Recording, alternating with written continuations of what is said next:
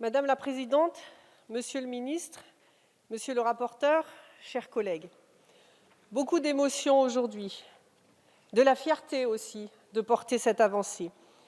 Il y a une semaine, la commission des affaires sociales de l'Assemblée adoptait à une large majorité la proposition de loi donnant et garantissant le droit à chacun de choisir sa fin de vie, portée par notre collègue Olivier Fahlorny et soutenue par 225 députés de tous bords politiques, dans une écoute, un respect des convictions de chacun et des échanges riches, apaisés et très constructifs.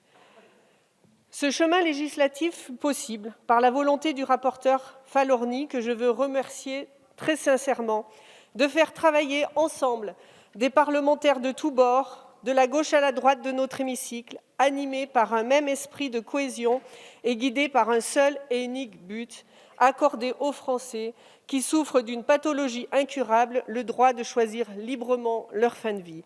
C'est là l'honneur de notre Parlement. Aujourd'hui, pourtant, nous nous retrouvons face à une violente obstruction menée par une petite minorité de députés ayant déposé près de 4000 amendements. Déjà le 11 mars dernier, certains sénateurs avaient vidé de sa substance la proposition de loi socialiste de notre collègue Marie-Pierre de La Gontrie, qui avait le même objet. En commission, nous avons montré le meilleur du travail parlementaire. Aujourd'hui, nous renvoyons le pire. Mais nous sommes nombreux à continuer de penser qu'il est temps de débattre du sujet dans cet hémicycle, pour plusieurs raisons. Parce que le débat est attendu des Français. Le sondage d'Ipsos d'avril 2019 et confirmé par celui d'hier montre que 93% des Français sont favorables à cette avancée. La récente disparition de Paulette Guinchard, secrétaire d'État aux personnes âgées de 2001 à 2002, qui a dû s'exiler pour pouvoir décider de sa propre fin, met en exergue, entre autres, la nécessité d'avancer sur ce sujet. Parce que la question de la fin de vie rassemble, au-delà des étiquettes politiques, comme en témoignent nos amendements transpartisans et le dépôt de plusieurs propositions de loi de tous bords politiques depuis 2017. Parce que, alors que la France est le pays de grandes avancées humanistes, elle se retrouve en retard par rapport aux Pays-Bas, par rapport à la Belgique, le Luxembourg, la Suisse, mais aussi l'Espagne et le Portugal.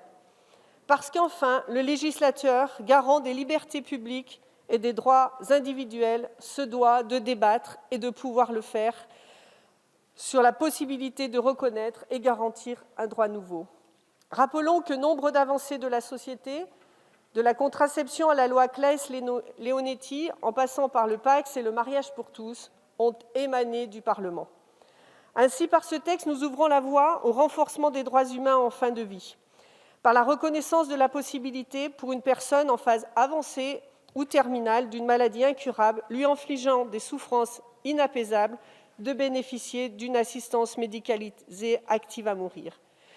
Ne diabolisons pas les choses, chers collègues, ne trompons pas les Français. Il ne s'agit en rien d'ouvrir un suicide assisté hors cadre, sans condition, ni sans respect de la volonté de chacun sur sa fin de vie. Il ne s'agit pas davantage d'opposer les soins palliatifs.